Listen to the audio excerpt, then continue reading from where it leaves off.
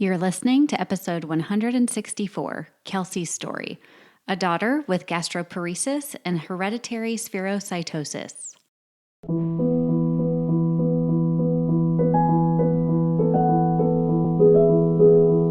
Hello, my friends. Welcome to Child Life on Call. This podcast is a safe place for parents to share their stories about what it's like to have a child that has a medical experience, diagnosis, disease, and or everything in between. We know there's power in sharing stories, and that power multiplies when you can listen to other parents who have walked a similar path to yours. Giving and getting advice is great, but hearing how another parent navigates the complexities and nuances of healthcare is even better. As a child life specialist, my role is to support, validate, and provide emotionally safe spaces for kids and their families, and I am so honored to be on this journey with you. In addition to parent stories, we sprinkle in some expert episodes every now and again that have content for both parents and professionals in the field of healthcare, all with the mission to empower parents to be confident advocates and partners with the care team during healthcare experiences. We're so glad you're here. Hello, my friends. I'm so happy to have you here today. And I also have my co-host, Serheen, with me today, who is the founder of Hello Sleuth. They are the WebMD of kids' health, and all of the information that is put in there is by the experts, meaning parents, and gone through a lot of data analytics so that when you search your child's illness, you're not just going into the abyss of Google. You can actually log on and see what's going on. So go check them out at hellosleuth.com. So today we are talking with Kelsey. Kelsey is the mom of 3, and her daughter, her youngest, was born with what they would know to be hereditary spherocytosis, and then a journey to figure out that she had gastroparesis as well. And as we talk about in the episode, gastroparesis in pediatric, especially young pediatric patients, is not well known. So she had to do a lot of understanding and advocating. And we mentioned at the end, this would be a great episode for physicians and nurses who work with this population to really listen to as well. So medical parents, child life specialist listeners, we're so glad that you're here today. And I'm so happy to have Serheen and Kelsey with me today. Before we jump into the episode, I wanted to let you guys know that if you are a parent, a child life specialist, or professional working with children, you're going to want the hospital or physician's office or urgent care that you take your kids to have the Child Life On Call app. It is an evidence-based tool designed to empower children and families during medical experiences. And 100% of the child life specialists who have used this app believe that it can help with expanding child life's reach beyond the bedside. And 100% of child life specialists believe it helps parents feel more empowered in their child's care. Learn how to get the Child Life On Call app for your facility or doctor's office by going to childlifeoncall.com/partners. Kelsey, thank you so much for coming on. Katie and I were talking about how beautiful your family is. So always just love to learn a little bit more about you and your family, and like your kind of the start of your journey of where you are now. Yeah, so I am married to my high school sweetheart. We live in the Parsonsburg area, which is near Ocean City, Maryland. And we have 3 kiddos. Jackson's 7, Ryder is 5, and Scarlett is 2. So as you guys know, we have Scarlett, who's 2 years old. We didn't find out that she was sick until she was about 2 months old. We had found out that she had a blood disorder called hereditary spherocytosis from a targeted gene test that we did preemptively, knowing that her older brother had it. Luckily, she didn't have many symptoms from it other than just some mild anemia. She follows like a hematologist and has blood work done often. But like I said, it wasn't until she was about 2 months old that she began losing weight, throwing up constantly, was failing to thrive.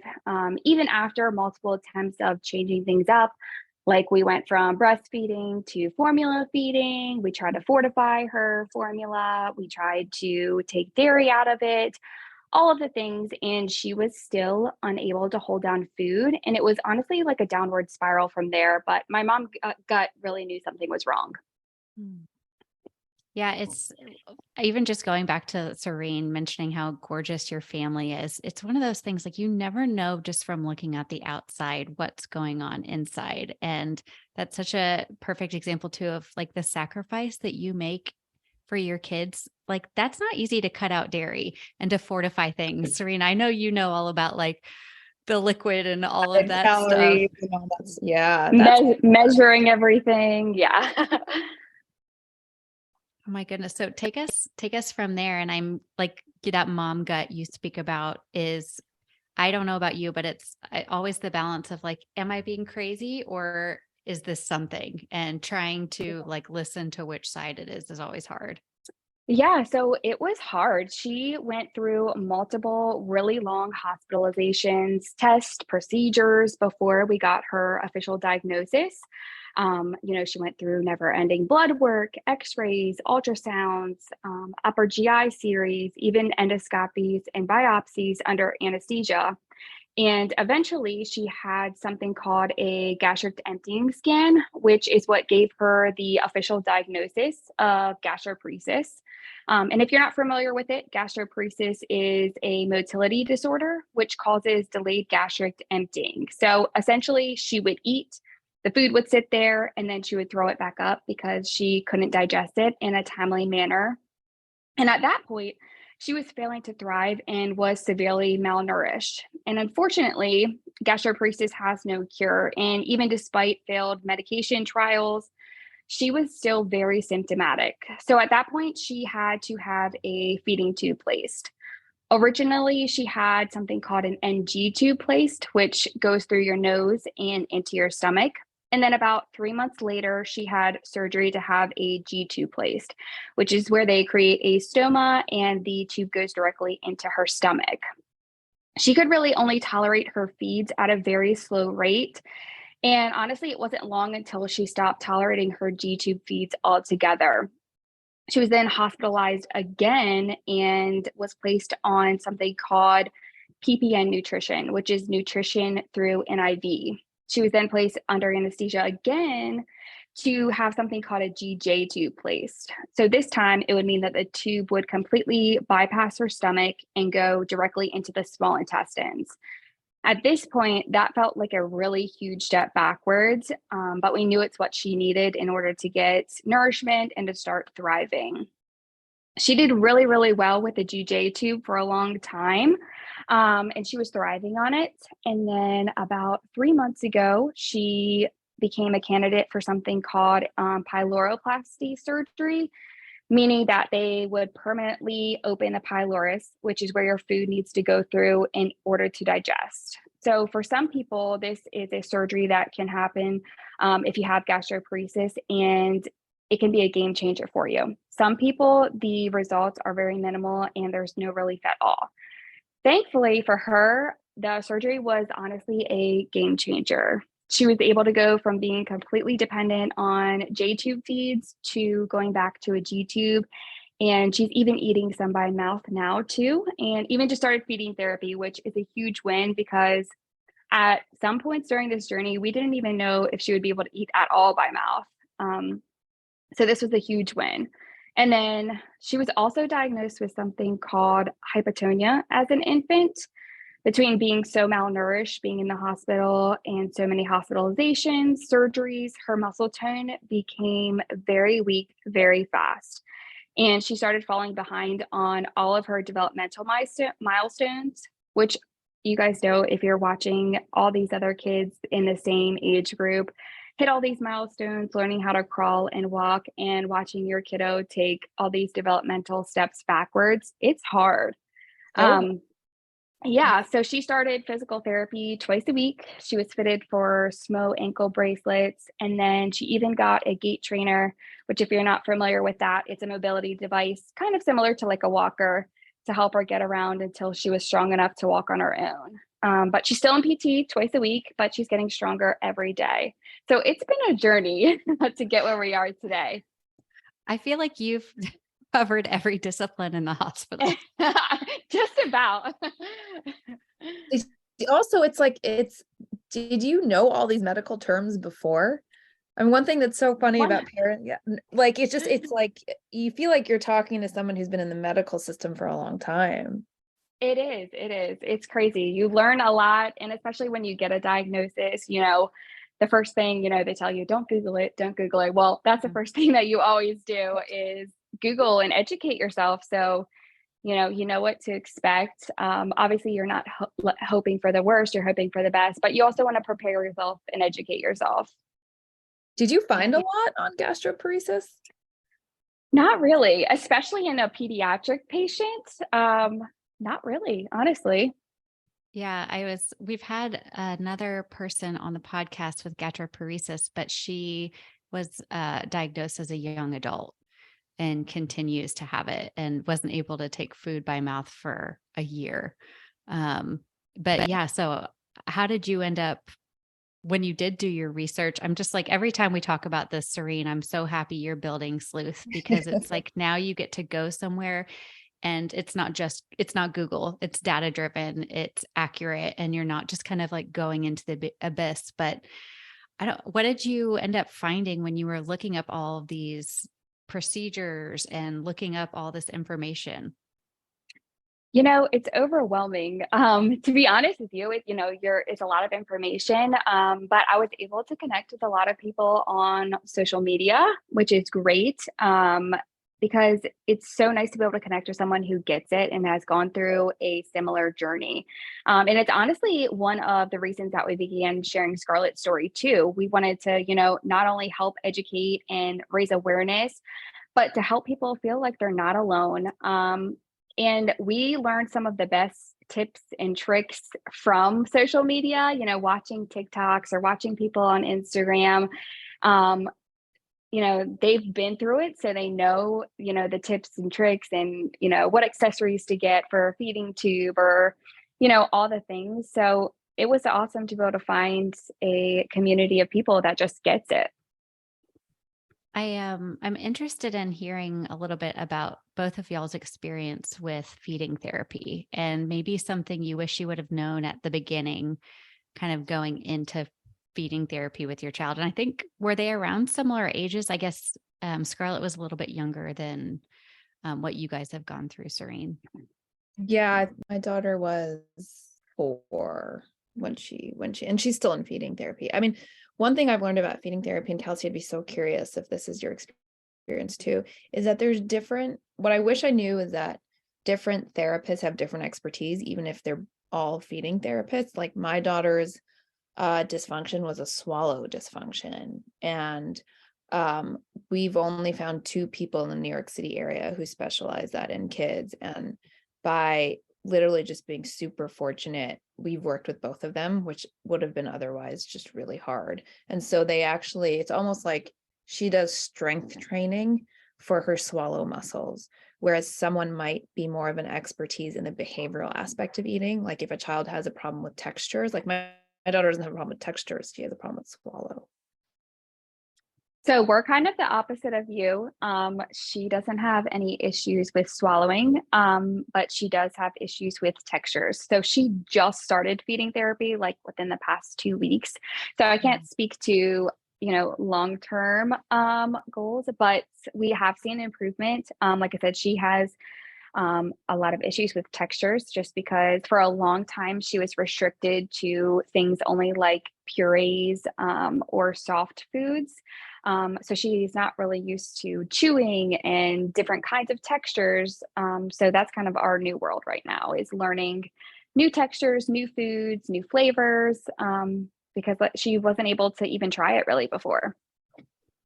Kelsey, does the feeding therapist come to your house, or do you go to them? And the reason I'm asking is I'm curious. I know there's 2 older siblings in your house too, and how integrated are they into Scarlett's care and what she goes through?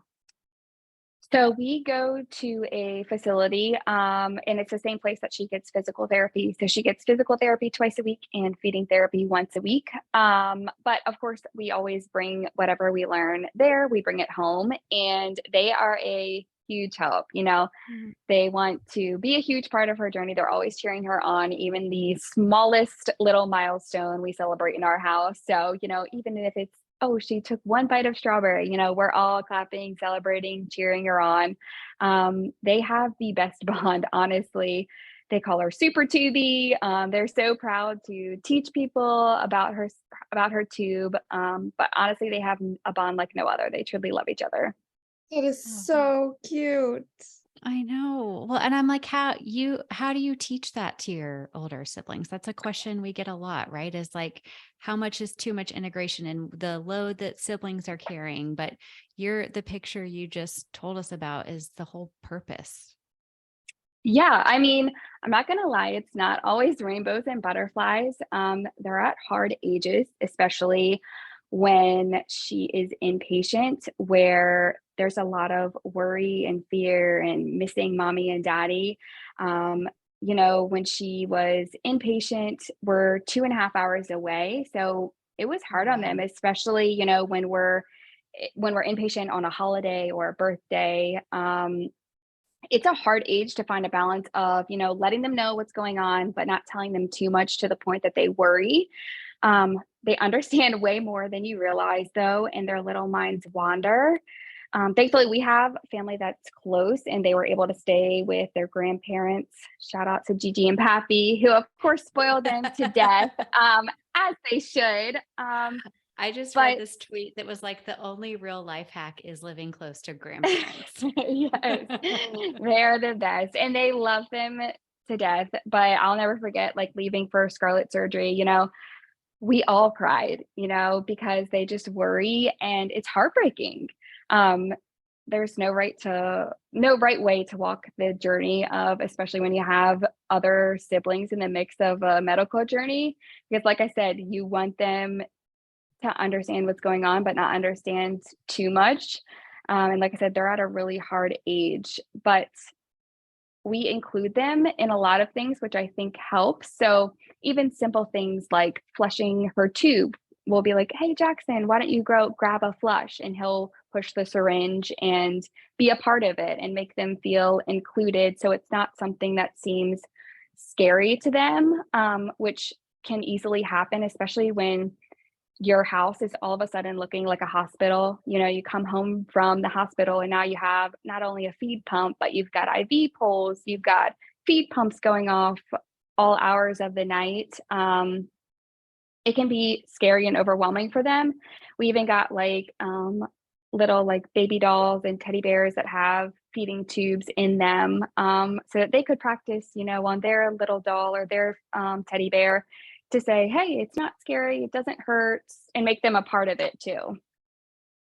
Those rituals are so important. Like I remember my older daughter used to so when my younger daughter started eating, we had an eating day. Like we literally went around to different dessert places in New York City and invited our friends, and so we ate donuts and then we ate cupcakes and whatever. And I feel like there's a component of doing the celebrations, like you're saying, that have it's like therapy, right? Like you're acknowledging to your family that your family life might look different than other people's family life, but you can name it and you can find the joy in it too. And I think that's so important, right? It's like the bears in the picture that you showed of your sons with the Tubi tattoos.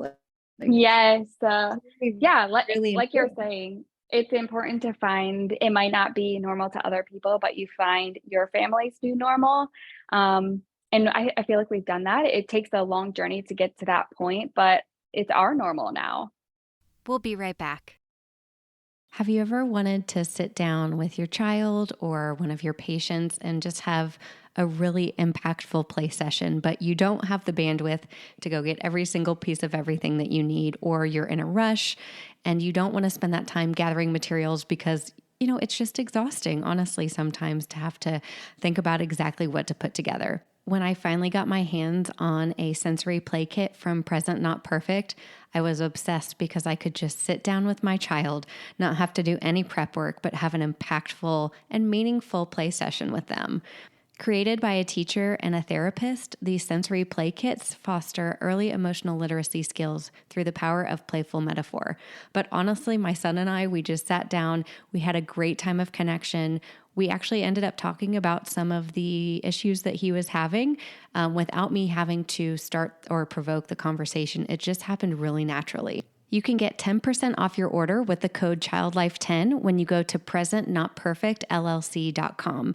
You can also find and shop on Instagram at present_notperfect_. Again, that's present.notperfectllc.com with code CHILDLIFE10. When you're there, you're there. And I think about that too with you, Serheen. Like when you guys were in rehab, you were in rehab. Like there's no breaks. There's no coming home every once in a while. Yeah, I think it's like some of the hardest parts, especially when you're inpatient, is, constantly holding them down for blood draws and procedures and putting them under anesthesia. And not only do they develop medical PTSD at such a young age, but so do you. As soon as you, walk into that hospital or have another doctor's appointment, you start to get PTSD as well. And like I touched on before, getting home is hard just as much as it is being inpatient. You have all of these outpatient follow-up appointments, you have PT, insurance calls, DME calls. It's a lot to handle and keep organized.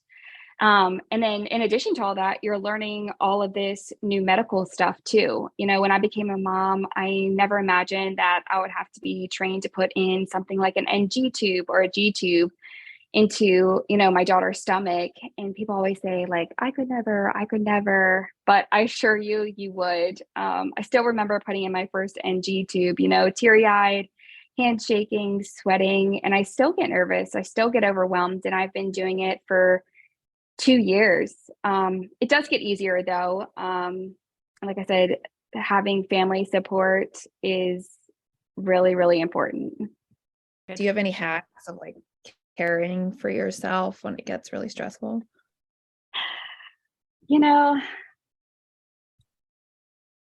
I like to exercise.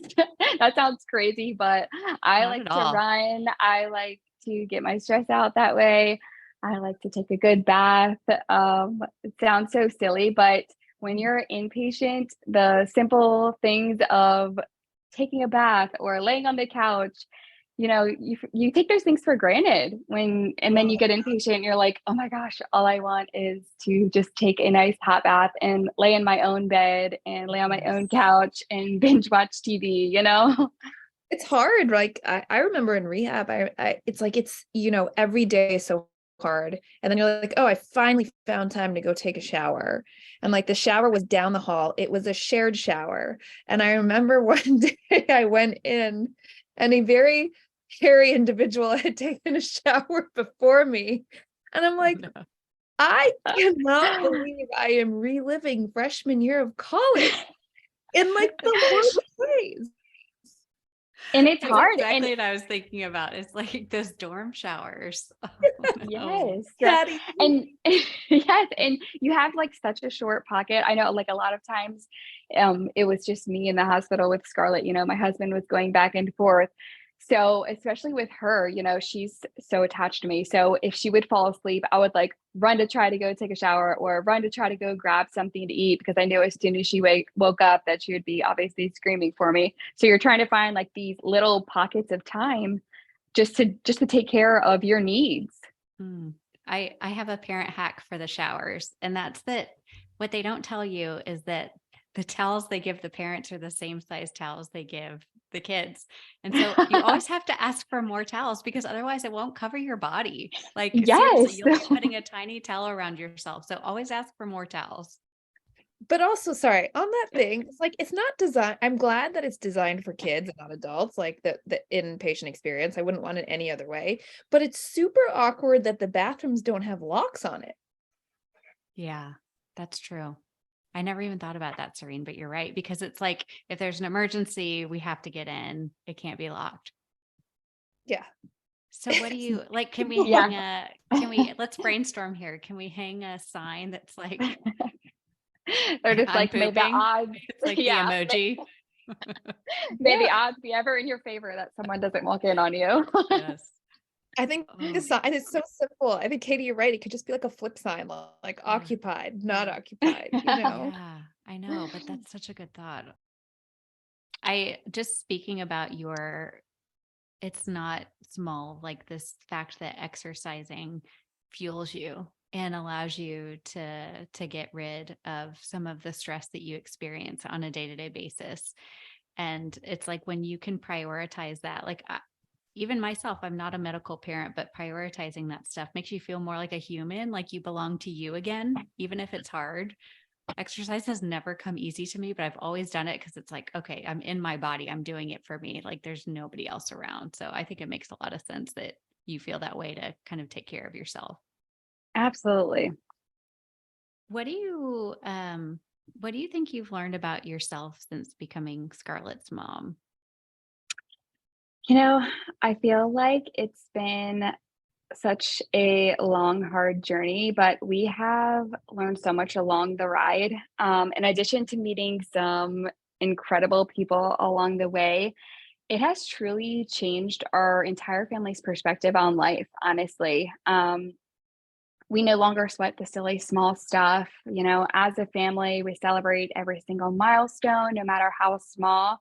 We just look at things differently. And I know this probably sounds crazy, but it's even strengthened our marriage. It's hard to be in that hospital room, especially time after time after time.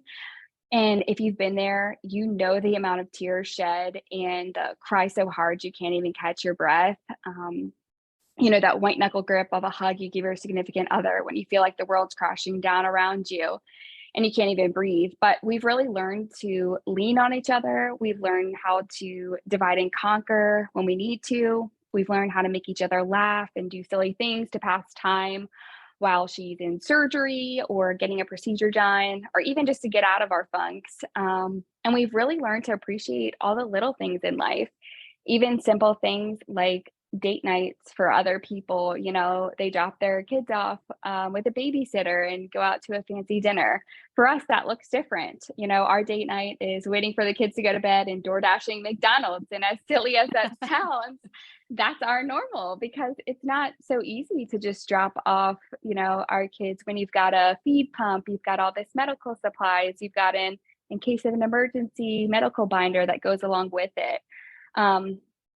So it's tough, but it's really strengthened our marriage. The other major positive experience that we've really gained from this experience is our perspective on body image, which may sound crazy, but when we found out that Scarlett would need a surgical feeding tube, one of the thoughts that crossed our mind was, how would she feel about when she got older? Whether it was a scar or she just still had her feeding tube, would she be self-conscious about it? Would kids make fun of her?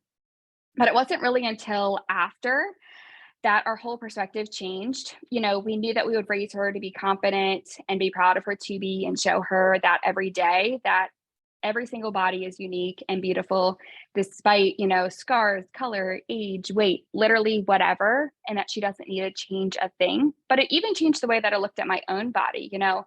Makes you dig deep and realize what's important in life. And I want to be a role model to her and teach her to be proud of her body just the way it is. And I feel like it's really important for her to feel like she doesn't have to hide it. We've had our fair share of, ew, what's that?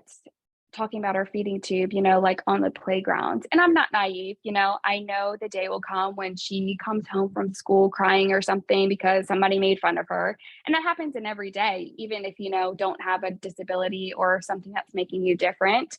But our goal is just to try to teach her to make it a positive experience and a learning experience.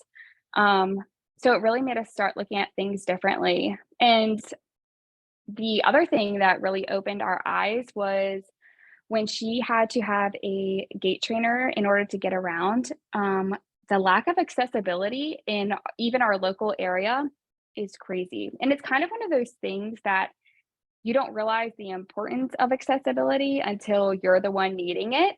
So when she needed a gait trainer in order to just, walk around and play with other kids, it was eye-opening. It really was. I think that's so beautiful, the way that you think about it and how it relates to you and that relationship between her body and the way you perceive it. I think that's so deep. I mean, one of the phrases we say to the kids is like different bodies do different things, and it reminded me of like when you said that.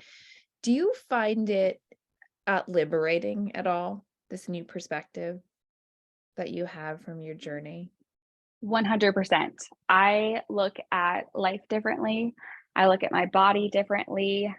I feel like I'm a completely different person now than I was before we started this journey in such a good way. I used to, you know, self-doubt, and obviously everyone has things that they're self-conscious about naturally. But I want to be able to show her like, hey, look, I have flaws and I have things that are different too, and I'm proud of them, and if I'm talking negatively to myself, how can I teach her to talk positively to herself? I feel like we have to be a model to show them, hey, everyone's different. Everyone has something that makes them unique and it's beautiful. I think like this crazy, beauty standard is silly, Yeah. So we just want to teach her that everybody is unique and everybody is different and you're beautiful for it, and to love herself just the way she is. I have to agree. Like that part made me tear up a little bit because it's like we're able to see you on Zoom and I can see the way that you're speaking about yourself. And it's true, when we have our kids, there are no flaws in them. So how can we believe that there's flaws in ourselves too? And that it Right. becomes such a part of our everyday life. It seems crazy from the outside looking in when we look at our kids and see how perfectly imperfect we all are. So thank you for sharing that. I have a Yes. follow-up question that comes from experience. And I'm so curious because I struggle with this a lot. In your like kind of journey towards feeling liberated about your perspective of life, how do you deal with maybe people in your life, whether close or not, or the parenting culture around you that might not have that like opening of a perspective, right? Like I feel like there's just a lot of like, oh, my kid goes to all these extracurricular activities, or like I put pressure on my kid to perform this way. And I'm like, I literally can't do that because most of Saturdays we're going to therapy. How do you continue to engage in a world and with people who might have different perspectives on like children's journeys? I think it's hard. We even have had like even adults come up and say things that I'm like, would you say that to your own daughter? That are like, what is that? Like talking about her feeding tube. And it takes you back. And I try in those situations, as much as my mama bear wants to come out and say some choice words, I try, especially in front of her and in front of my boys, try to make it an educational and a learning experience of, oh, hey, actually, it's her feeding tube and this is what it does and this is why she has it. And it's really cool, say things like, she can even eat while she's sleeping, and try to make it a positive experience. But I also, like I said, am not naive. There's some people that you just can't change their minds. You can't change what other people do. You can't change what other people say. You can't change what other people think, but you can change the way you react to it. And I think that's important, that you have to be able to change your mindset of what are you going to let affect you? What are you going to let make you upset? And that's when I touched a little bit on earlier, is you have to dig deep and figure out the important things in life. And somebody making a comment and somebody living differently than you in the big scheme of things doesn't matter. So I think it's kind of those things that you have to like pick and choose your battles. You figure out what your family's normal is and you stick to it. You have to do what makes your family happy and what works for your family. And it's not going to look like somebody else's family's schedule does. And like you said, we have a lot of balance. Like you said, while some people are, on Saturdays doing this and this, we are in the same boat of, she's in therapy 3 times a week, but both my boys also play soccer and baseball. So it's a balancing act of doing all of the things, and it's hard. It is. Yeah. That's such a good perspective of like, you get to be in charge. Like, I hear you guys talk and I'm just like, I feel so sad for the people that don't know you and don't know your story and walk up. I just have this, I don't know. It makes me crazy that even adults are still sometimes so tone deaf to Yeah. what is appropriate and what is approachable. But I think both of you coming out and always speaking so honestly and authentically about what you go through does spread that awareness and does make a dent in how the rest of the world will perceive people who have different abilities.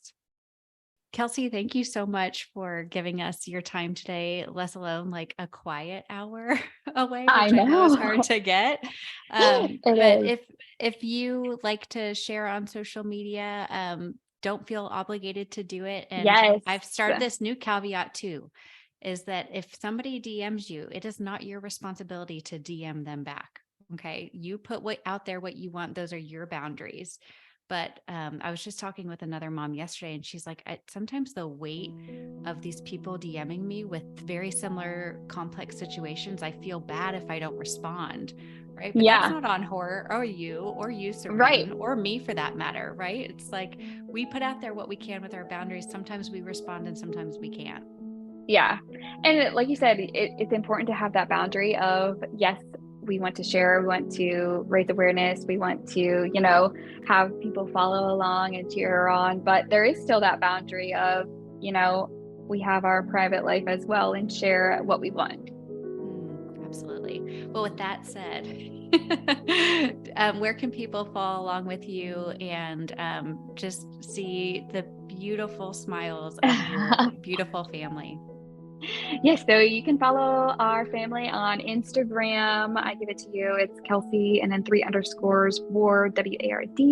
And they can also follow Scarlett's journey on TikTok as well. Oh, great. Well, thank you so much for your time. And it's just been so wonderful to get to meet you and coming out about gastroparesis and pediatrics. I imagine this would be really interesting for a lot of physicians to listen to as well. Yes. Just to hear what you go through. So, yes.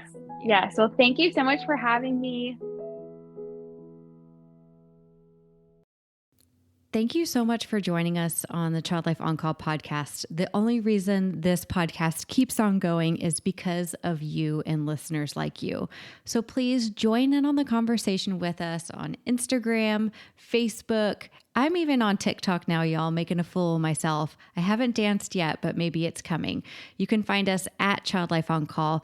We also have a website, and that has all of our information about the Child Life Circle, about the Child Life On Call app, and a blog with new information all the time. That's childlifeoncall.com.